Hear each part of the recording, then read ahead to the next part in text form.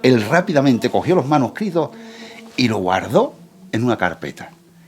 Pero le insistí tanto que no tuvo más remedio que reconocerme que él tenía un amigo en el Vaticano y que le estaba facilitando documentos aquellos que en el 325, en el Concilio de Nicea, Constantino I el Grande ordenó que se destruyeran. Entonces yo le dije, hermano, ¿son los originales de Mateo? Y me dijo, sí. Yo tengo posibilidad no solo de descubrir la figura de Mateo, Marco, Lucas y Juan, que eran los conocidos, los originales, sino también aquellos manuscritos que deben de hablar de la Virgen María, de José, de Dimas, de Gesta, de Barrabás, de Longino, de Quinto Cornelio, de Poncio Pilato, de Claudia Procla, de todos los personajes que rodearon la historia de Jesús de Nazaret.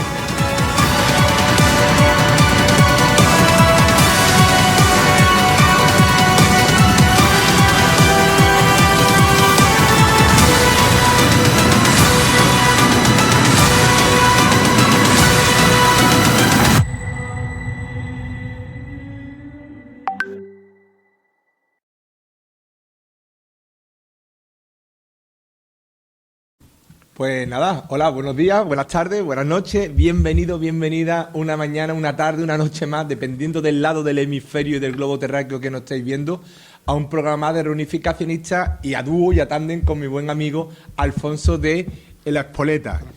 Bueno, hoy creo que Alfonso tenemos un programa un poco histórico, se sale de lo común, pero uno de los grandes pilares incluso de la hispanidad y nuestra historia y de nuestra cultura, que es la cristiandad. Es, ¿no? La cristiandad. Y tenemos con nosotros a José Antonio Sala, que ha escrito este famoso libro y este libro con el que vamos a hacerle la entrevista. Los archivos secretos del Vaticano, nada más y nada menos. Y estas serán tres volúmenes, y este primer volumen es Los Evangelios de la infancia. Exactamente. Así Muchas es. Gracias, José Antonio, por estar con nosotros. Un placer, Alfonso y bueno, Jaime. pues vamos a empezar con lo primero.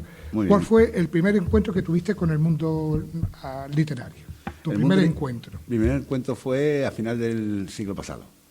Fue haciendo una serie de ensayos, sobre todo a nivel de novela histórica, y más concretamente con la figura de la expansión, digamos, a Hispanoamérica, ¿no?, del cristianismo, y un poquito centrándome en Hernán Cortés y la llegada a Veracruz y la evangelización. Y sobre todo, lo que más me apasionó fue descubrir cómo un sacerdote de Jerez llamado el Padre López llegó a las tierras americanas, concretamente a Florida, y fue el primero que ofició una misa, una santa misa, y a partir de ahí los indígenas empezaron a acompañarlo y a convertirse al cristianismo, ¿no? Entonces ese fue mi primera vez que toqué el mundo, digamos, literario, pero basado en el género histórico. Muy bien, José Antonio. ¿Qué te inspiró a convertirte en escritor? ¿Alguna cosa que tuviera, que te inspirara especialmente? Sí, bueno, yo me dedicaba a otras actividades profesionales, como la visita médica, entre otras cosas, trabajo en banca. A mí lo que más me inspiró fue que la única manera que tenía para viajar en el tiempo era precisamente la escritura. Era la ilusión de centrarme y estar centrado en un escritorio con mi teclado y creando esas historias, sobre todo de personajes reales, ¿no? Porque dentro de la literatura hay todo tipo de género, el mío concretamente es la novela histórica. Entonces, pues fue lo que me llevó a quizá abandonarlo todo y centrarme y dedicarme a la investigación y a la escritura. Jaime. Bueno, ¿y cómo te da, José Antonio, a meterte en algo que ahora está tan de moda, ¿no? Porque todos estamos en los tiempos coetáneos en los que estamos viendo también el posible cambio de papado, porque estamos viendo que, bueno, Francisco, al que deseamos que se recupere, está en una situación un poco débil. Estamos incluso en el cine, se está llevando también a la película todo el tema del tema del Vaticano. ¿Qué es lo que bueno, aparte, yo sé que esto tiene mucha documentación, una labor de investigación muy profunda. ¿Qué es lo que hace a un jerezano como tú investigar algo tan oculto y tan misterioso como son los archivos, nada más y nada menos que del Vaticano? Bueno, que todo el mundo habla del Pentágono, pero ojo, que todo el Pentágono tiene mucho. Bueno, hay que diferenciar dos cosas. Por un lado, el personaje Jesús, el histórico, y otra cosa es lo que es la institución, la iglesia. La iglesia que se fundó a partir del 325 en el Concilio de Nicea. Y ahí fue cuando ya comenzaron los manuscritos que hoy en día conocemos, ¿no? Que tiene todo el mundo acceso, como es Mateo, Marcos, Lucas y Juan. A mí lo que me llamó la atención es que había en los documentos o manuscritos o evangelios conocidos muchas lagunas, por poner un ejemplo. Sí. Yo sé que, claro, yo también me gusta estudiar la historia de Roma. Cuando alguien crucificaba, solamente se crucificaba, es una palabra muy conocida hoy en día, por sedición. Entonces yo veo que Mateo, Marcos, Lucas y Juan nombra que al lado de Jesús en el Golgota había 2 ladrones. En primer lugar, eso me chocó, porque por el hecho de ser ladrón nadie iba a la cruz. Y tampoco aparecían los nombres, pero sin embargo todo el mundo habla de un tal Dimas y otro Gestas, ¿no? A partir de ahí, pues claro, fui descubriendo de dónde viene esa historia. Esa historia fue depositada a partir de 325 en los distintos, lo ocultaron los primeros obispos, y estaba en el archivo precisamente del Vaticano, que con contacto, lógicamente, en ese lugar pues he podido sacar a la luz pues una recopilación completa de la vida de este personaje, de su familia, amigos y enemigos, evidentemente. Sí. ¿Cuál es tu rutina en la escritura, José Antonio? Bueno, la escritura tiene que ser diaria. Lo digo porque yo, además conozco también al músico, ¿no? Que me dice, cuando dejo un día, cuando un día no toco el piano, lo nota mi familia. Cuando llevo 2 días sin tocar el piano, lo nota mi amigo. Y al tercer día lo nota todo el mundo, ¿no? Entonces la escritura ha de ser constante. ¿Por qué? Porque tú tienes que seguir un hilo conductor. Un tema es la investigación, donde tú consigues obtener datos, y otra cosa es elaborarlo y desarrollarlo, digamos, en un texto literario. Es decir, respetando lógicamente las pautas literarias, evitando redundancia, colocando perfectamente el sujeto, verbo predicado, utilizar los verbos que en habla hispana pues sabemos que es bastante complicado para los que no somos hispanos, sí. Presente, pasado, futuro. Entonces, una cosa es la documentación y otra cosa es darle forma literaria a aquella documentación. ¿Para qué? Para que el lector se sienta cómodo. Cuando alguien adquiera este libro de los secretos del Vaticano, sí. ¿A qué género literario nos estamos acudiendo o nos estamos ciñendo? ¿Es una labor de investigación? ¿Es una novela histórica?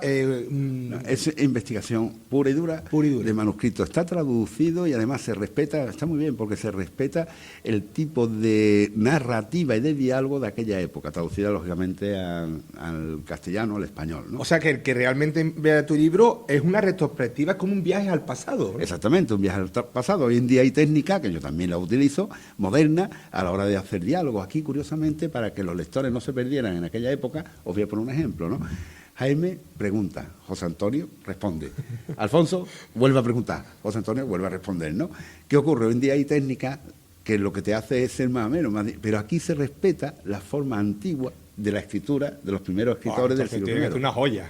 Claro, porque el que le guste redescubrir cosas nuevas, esto tiene que ser una verdadera joya, vamos. Sí, además un deleite para el vocabulario. Hay uno de los mejores teólogos del mundo, que Antonio Piñero, que en una de las visitas que hizo a Jerez, me entrevisté con él, me dijo lo que más, porque tiene el libro, dice, lo que más me gustó es que ha respetado precisamente la forma de escribir de aquella época, que estamos hablando 21 siglos atrás, ¿eh?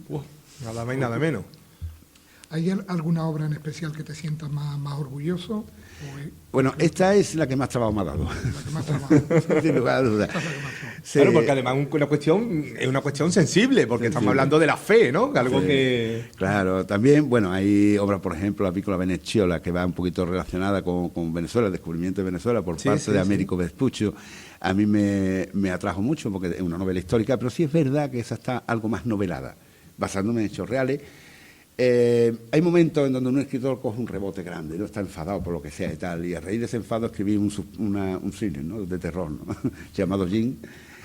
Yo lo he leído. Sí. Pero eso fue un rebote que cogí en el escritorio. Entonces, digamos, tengo varios proyectos, también el libro ¿Por qué no te callas?, Operación Caballo de Troya, una novela basada también en información del CNI, del SEBIN venezolano. Que estuvimos nosotros en la presentación. Exactamente. Correcto. Claro, de toda, con diferencia, Archivo Secreto del Vaticano, cuyo título está basado en el primer libro original, que se titula ¿Y vosotros quién decís que soy yo?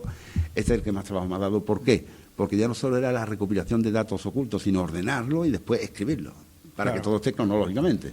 Mira, ¿cuál ha sido alguno de los mayores desafíos? El mayor desafío al que tú te has enfrentado dentro de la escritura, dentro de la creación literaria. Bueno, el mayor desafío, con diferencia, y estoy vivo de milagro, y lo tengo que decir, sinceramente, fue cuando tenía el final del primer tomo, es la muerte del padre terrenal de Jesús, llamado José, apodado el Carpintero. Entonces me hablaron de que en Nag Hammadi, que está en el sur de Egipto, en la ribera del Cairo, había documentos. Lo primero que me dijo la agencia y todo, que no tocara nada, ¿no? Pero bueno, sí toqué uno de los documentos, recibí un golpe y me encarcelaron. Estuve 7 días, pidieron por mí una recompensa económica, el equivalente a 14.000 euros, vaya, Sí.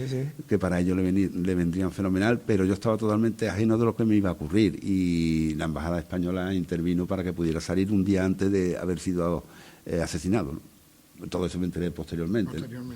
Pero me traje la muerte de José, el final de eso, y por poco me llevo la mía también por delante. En este libro que además no es solamente, es el primero de varios libros, ¿no? Porque este es el tomo primero, ¿no? El tomo primero.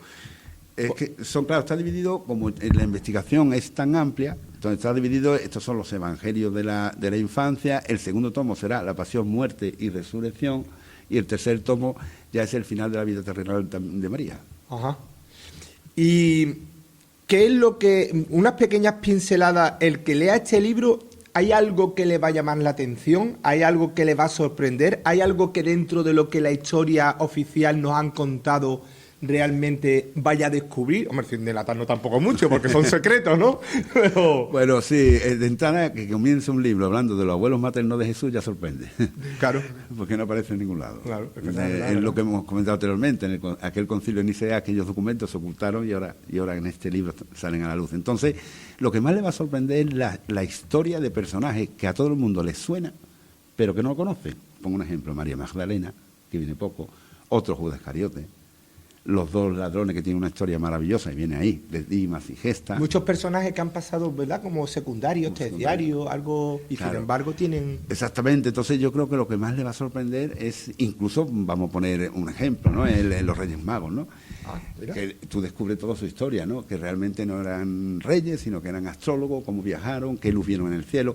Entonces yo creo que al lector lo que más le sorprende es descubrir personajes que ya le suena, pero que no conoce su historia, y que aquí la tienen. Pues yo creo que es muy importante, porque al final estamos hablando de las grandes religiones, de las grandes culturas, de lo que ha marcado el devenir de nuestra historia, incluso en el mundo hispano, ¿no?, que realmente no se concibe la expansión de la cristiandad sin la cooperación y la participación de los reyes y de la monarquía hispana.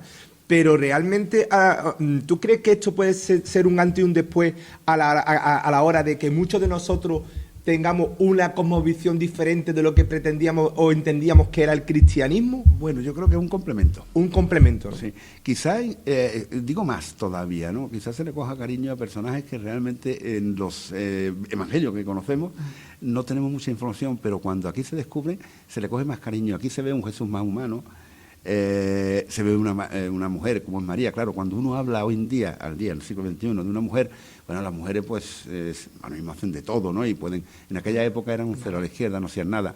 Bueno, pues la valentía que tuvo María es asombrosa, ¿no? ¿Por qué? Porque era ya de por sí esa mujer era adelantada a su tiempo. Entonces ahí descubre una serie de personajes que le va cogiendo cariño. Además, tener en cuenta una cosa, Alfonso y Jaime, os lo digo de corazón y a todos los televidentes, muchos de estos manuscritos forman parte de lo que se llama tradición cristiana piadosa. No sé si por Hispanoamérica y tal lo habrá, me imagino que también, sí. Iglesia dedicada a Santa Ana o a San Joaquín. O a San Joaquín. Y aparte, una cosa que me llamó la atención... Y son personajes que no aparecen en la Biblia. Claro. Y no aparecen en ella. Sí. Mira, otra cosa que mucha gente, y sobre todo por la vocación mariana que hay, que ha hablado de los padres de María, ¿qué significa María? Ah, María. ¿Qué significa? Porque el significado de María... Que son muchas cosas que damos por hechas, pero que no sabemos el origen. Claro, que esos detalles vienen aquí en este libro y de verdad que os van a sorprender, impresionante. Hombre, hay una cosa, la elegida de Dios, vamos, era un nombre muy común en aquella época. Entonces, en aquella época se distinguía, los apellidos eran realmente apodos. Entonces, la elegida por Dios era un nombre precioso para ponerle a una niña María. Entonces, ¿qué ocurre? Pues se utilizaba o bien el hobby o bien el lugar de residencia. Por ejemplo, María de Magdalena, María de Nazaret, se iban cambiando, María de Betania, bien. Pero hay un tema muy curioso, virgen, la palabra virgen, y yo creo que tú vas por ahí. Sí.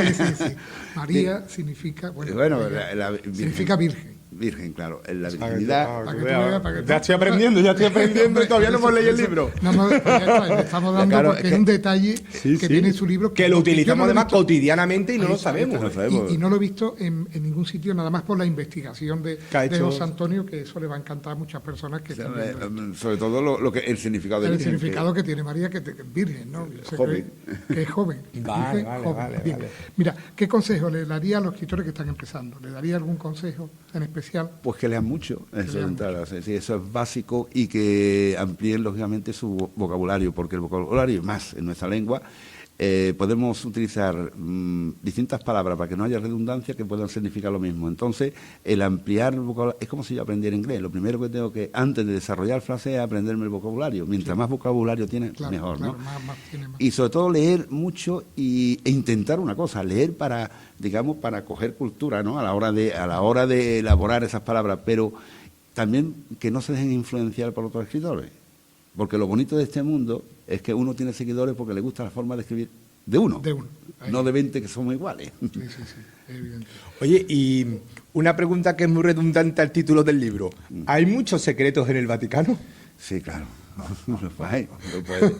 Claro, es que, vamos a ver, la Iglesia Católica se realiza, no se mueve por dogmas. Los dogmas son, digamos, los parámetros con los que hay que seguir, ¿no? De hecho, si nosotros vamos un domingo a cualquier iglesia del mundo, siempre será la misma palabra, ¿no? La liturgia está perfectamente ordenada, entonces va todo por dogmas.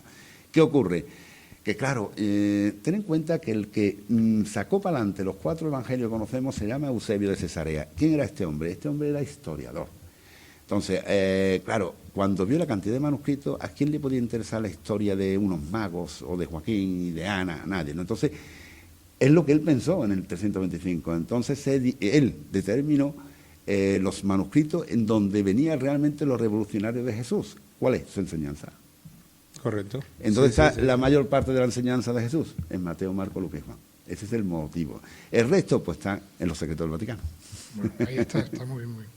Mira, en el proceso de publicación, porque claro, la mayoría de los escritores publicar es muy difícil. En el proceso de publicación, ¿cómo ha sido tu experiencia? Porque los escritores, pues tienen... Bueno, tenemos que escribir mucho, dedicarnos a otra cosa. Porque por eso, el proceso de publicación es un proceso siempre una cosa es otro camino dentro de... A mí me gusta ser realista, ¿no? Y decir la verdad siempre. Vamos a ver, el escritor, lamentablemente, si hablamos, ¿no?, de económico, el que menos gana, ¿no? Gana ante la editorial, representante. Hay un proceso en el cual realmente el autor, el escritor, el que está un eslabón más, ¿no? Un eslabón, exactamente. Que sin nosotros no se puede editar un libro, de acuerdo, pero claro, que tampoco estamos muy unidos ni tenemos un sindicato que nos represente. Pero sí es verdad que es complicado, porque claro, tú lo presentas a una editorial y la editorial primero te lo tiene que aprobar, después el diseño, una maquetación. Es verdad que ellos tienen detrás un equipo, ¿no?, de diseño, maquetación, de todo, ¿no?, y tiene un trabajo. Pero sí es cierto que bueno, los escritores, el que se quiera dedicar profesionalmente a esto, tiene que abrir el abanico. Yo en este caso soy también conferenciante, también me dedico a hacer arreglo de guiones, porque yo tengo un máster de guiones de cine, que a través de Séptimo de Caballería. Perdona, es un libro muy, no sé si el término es adecuado. Cinematográfico. No es decir guionizable, pero es verdad, es muy cinematográfico, porque ahora estamos viendo cómo otra vez la religión se está poniendo, la novela histórica, las batallas, bueno, que hablamos de la historia, que vamos a tener a un compañero tuyo escritor en Puerto Rico y próximamente en España, que tú vas a ser también uno de los que va a acompaño las conferencias a él, un placer, que es Marcelo Gullo, pero también estamos viendo en el cine Cónclave, lo hemos departido, lo hemos comentado antes de iniciar esta charla entre amigos, pero que realmente ahora se está llevando muchos de estos libros, muchos de estos guiones al cine, ¿no? ¿Tú cómo ves esto? ¿Se adultera mucho el proceso o complementa todo muy bien el tema de que en el cine, en la serie, haya Bueno, se puede complementar, pero creo que detrás tiene que haber, precisamente está el estudio para un documental. El estudio para un documental. Claro. Pues mira. O series. El guión, bueno, o una serie, porque claro... O sea, que si veis una serie en Netflix, seréis de los primeros que tuvimos el libro y que, oye, esto salía, eso es verdad, mucha gente compra el libro porque después la serie lo quiere contrastar. Lo quiere contrastar, claro. Sí es verdad que ahí necesita un poquito de la mano de la persona que lo ha elaborado y conozca la historia. ¿Por qué? Porque ya estamos poniendo los personajes en imágenes. Entonces hay que respetar mucho la vestimenta. La esencia. La esencia, la vestimenta. Por ejemplo, si yo pongo en un documental un celote, los celotes eran una especie de sicario, llevaban una daga que se llamaba zica, ¿no? Sí. Entonces tú tienes que poner a ese personaje con un efod, es decir, una túnica blanca, una abertura a la derecha y aquí un cinturón agarrado a la pequeña daga con la zica, con, digamos, la curva, lo que es la cuchilla, para cortar el cuello. Ellos lo utilizaban para cargarse a los romanos por la espalda. Era un grupo extremista de Israel, de aquella época, ¿no? Entonces, tú en el momento que represente, digo esto porque Dima y Gesta eran celotes en su día, los dos que murieron en la cruz con Jesús, ¿no? Entonces, digo esto porque si tú vas a representar esa secuencia, y tú eres lleva el mundo del cine también, y pues tienes que adaptarte a lo que es la vestimenta, las gesticulaciones, la forma, todo. Eso es clave, porque ya le está dando imágenes a la gente, independientemente del texto, claro. O sea, y aparte lo de sicario, pues otra cosa más, otra palabra más que ha aportado al argumento. ¿De dónde viene la palabra sicario? Claro, es que además lo contrataba exactamente. Había un jefe que contrataba... ¿Cuántas palabras pues del día a día, de la burga, de la jerga común, no sabemos el significado que tiene? Sí. Claro. Y tienen miles de años. O sea, tienen miles de años y se han introducido en nuestro acervo lingüístico. Y la utilizamos como agua corriente, pero no sabemos la fuente de la que emana. Exactamente, ¿no? Y la daga se llamaba sica. Y claro, los que tenían la sica eran sicarios, que eran contratados para claro, lo que pretendía ese movimiento extremista era liberar Israel del yugo de los romanos. Entonces utilizaban la violencia, utilizaban la sica. ¿Contrataban a quién? A los sicarios. Claro.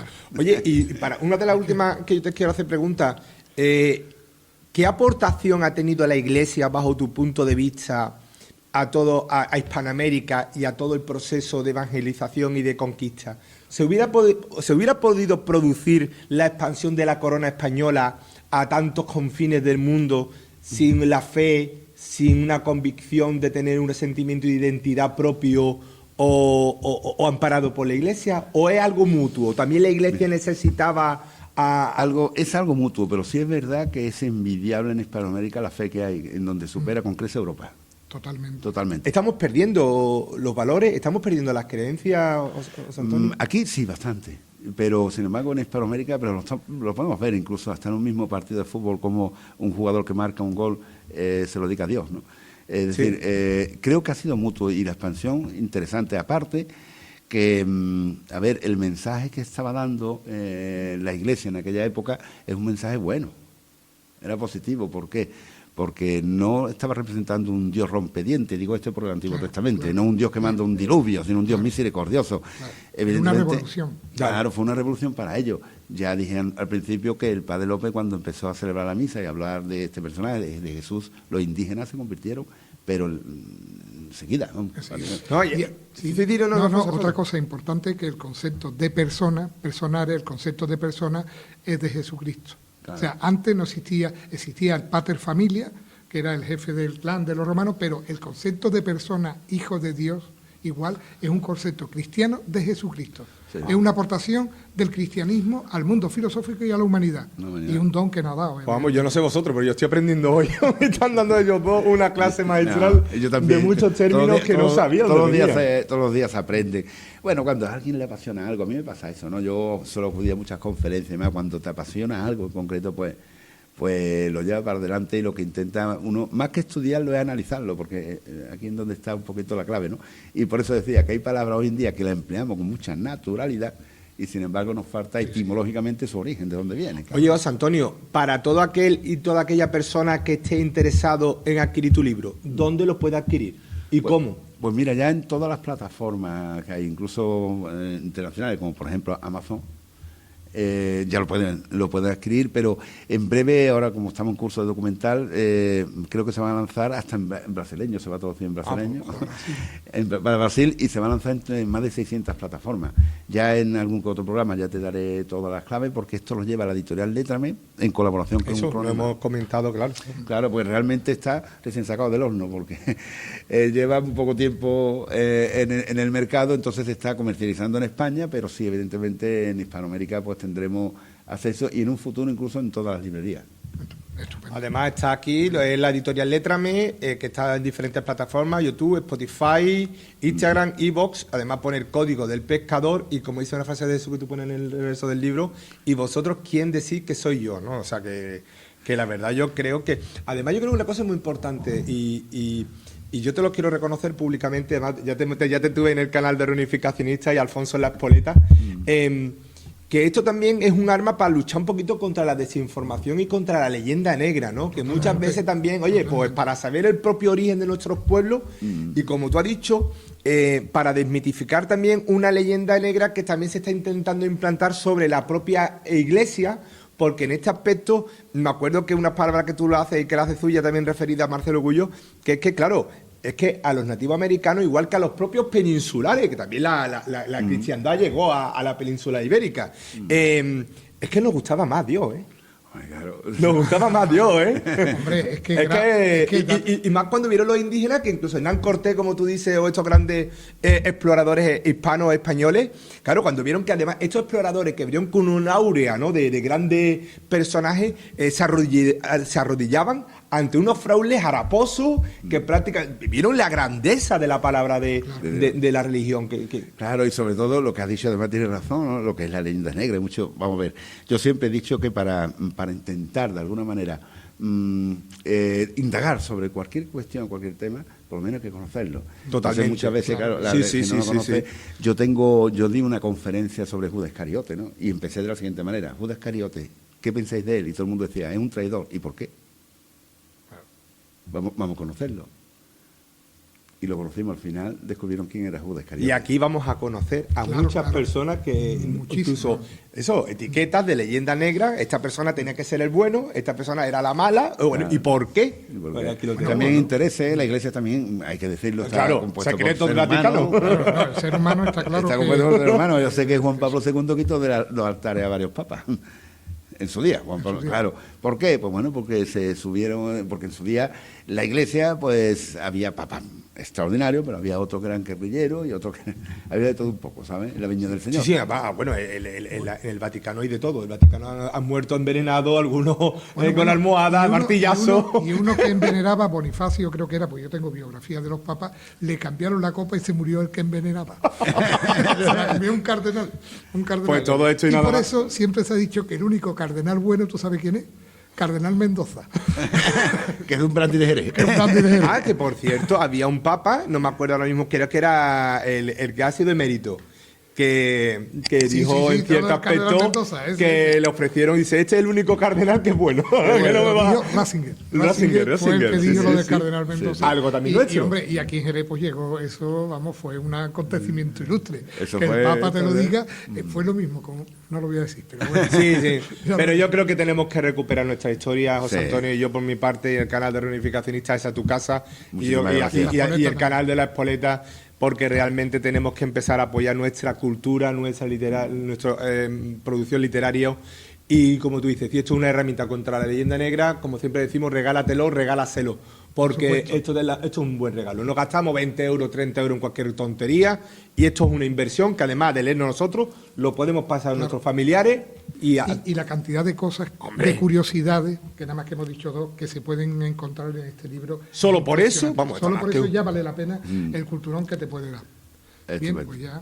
Un placer y nada, desde el Palacio Villapaner, saludar a todos los televidentes de Jerez de la Frontera. Ahora en breve, por cierto, me han pillado aquí en directo porque ahora en breve pues tengo precisamente la presentación del documental de este mismo libro, acto seguido. Que también pondremos ciertas imágenes y pondremos también algunas fotografías respecto. Muchas gracias, Alfonso, Jaime, un placer como siempre estar con vosotros. Gracias a ti, José Antonio. Venga, señores, y no olvidéis suscribiros, darle a las notificaciones, compartir este vídeo, porque de lo que se trata no es de que solo lo veáis, sino de que también la palabra, la información y el arduo trabajo que tiene aquí desarrollado y compilado en este libro y en muchos más, porque esto es una serie de libros que van sobre esta temática, que lo compartáis también en vuestras redes sociales, en vuestro WhatsApp, en Snapchat, Facebook, Instagram, etcétera, etcétera, etcétera, porque como os digo, de lo que se trata es de que conozcamos más de nuestra historia para que así luchemos contra la leyenda negra. Así que muchas gracias a todos y nos vemos en la próxima. Gracias a ti. Hasta la próxima.